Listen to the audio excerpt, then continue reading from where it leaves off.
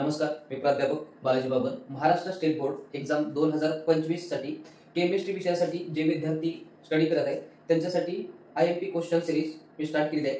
त्या सिरीज मधला आजचा 9वा लेक्चर आहे आणि 9व्या लेक्चर मध्ये आपण चॅप्टर क्रमांक 9 कोऑर्डिनेशन कंपाऊंड हे डिस्कस करणार आहोत. आता कोऑर्डिनेशन कंपाऊंड याच्यामध्ये जे IMP क्वेश्चन आहेत, जे अगोदरचे क्वेश्चन पेपर आहेत, त्या क्वेश्चन पेपर मध्ये जेवढे काही IMP क्वेश्चन आहेत ते याच्यामध्ये इन्क्लूड केलेले आहेत. तर सुरू करूया.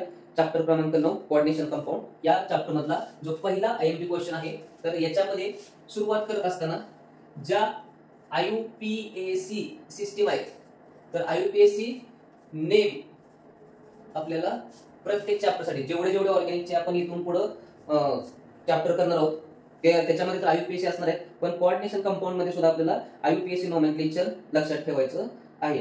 ठीक आहे. एखादा कॉम्प्लेक्स असेल तर कॉम्प्लेक्स साठी आपल्याला नेम विचारलं जाईल, त्यावेळेस यायला पाहिजे. ठीक आहे.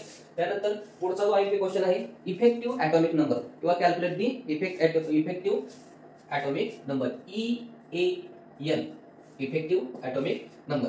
त्यानंतर पुढचा क्वेश्चन आहे types of ligand. Write down types of ligand. Types of ligand.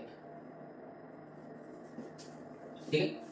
त्यानंतर टाइप्स ऑफ कॉम्प्लेक्स, त्यामध्ये पुढचा पॉइंट आहे types of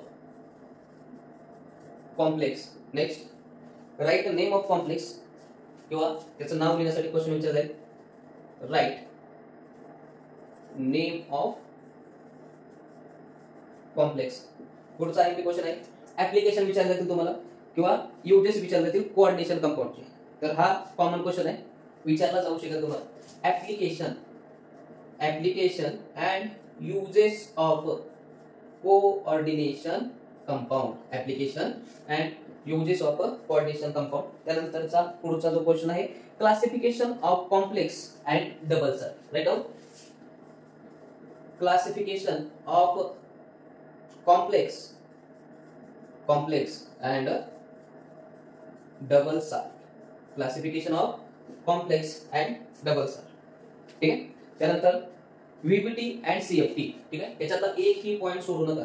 VBT valence bond theory and crystal field theory हे पूर्ण आपल्याला करून ठेवायचे. याच्यावरती कोणताही प्रश्न येऊ शकतो. ठीक आहे. त्यानंतर टाइप्स ऑफ स्पिन मध्ये high spin and low spin complex. High spin and low spin complex याच्यामध्ये कॅल्क्युलेट करायचं आपल्याला. काय कॅल्क्युलेट करायचं आहे? कॅल्क्युलेट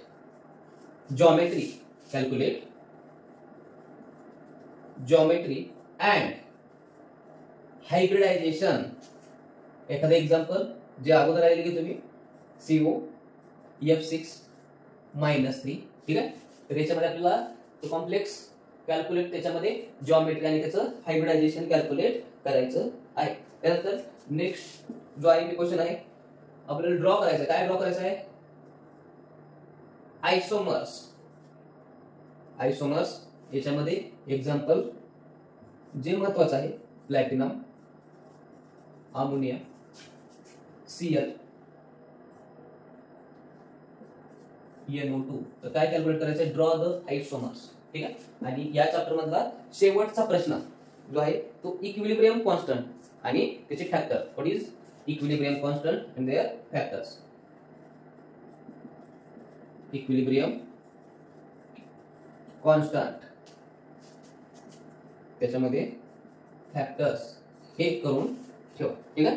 तर कोऑर्डिनेशन कॉम्प्लेक्स या चॅप्टर मध्ये IUPAC नोमेनक्लेचर हा कॉमन पॉइंट आहे. त्यामध्ये EAN आहे, effective atomic number, type of ligand, type of complex, write name of complex, application and uses of coordination compound, classification of complex and double salt, VBT, CFT, high spin, low spin complex, calculate geometry and hybridisation, draw आयसोमर आणि शेवटचा जो point आपण बघितला equilibrium constant आणि त्याचे factor. तर coordination compound मध्ये आपण एवढे क्वेश्चन जे आहेत ते IMP म्हणून सिलेक्ट केले आणि याच्यामध्ये VBT आणि CFT मोस्ट IMP क्वेश्चन असणार आहे. ठीक आहे. तर आजच्या लेक्चर मध्ये आपण कोऑर्डिनेशन कंपाऊंड ह्या चॅप्टर मधील जे IMP क्वेश्चन आहेत हे डिस्कस केले. पुढच्या लेक्चर मध्ये किंवा पुढच्या व्हिडिओ मध्ये आपण चॅप्टर क्रमांक 10 असणार आहे. व्हिडिओ क्रमांक पण आपला 10 असणार आहे, हॅलोजन अँड डेरिव्हेटिव्ह. यामध्ये हॅलोजन आयन डेरिव्हेटिव्ह या चॅप्टर मधले IMP क्वेश्चन आपण डिस्कस करणार आहोत. तुर्तास इतकंच. धन्यवाद.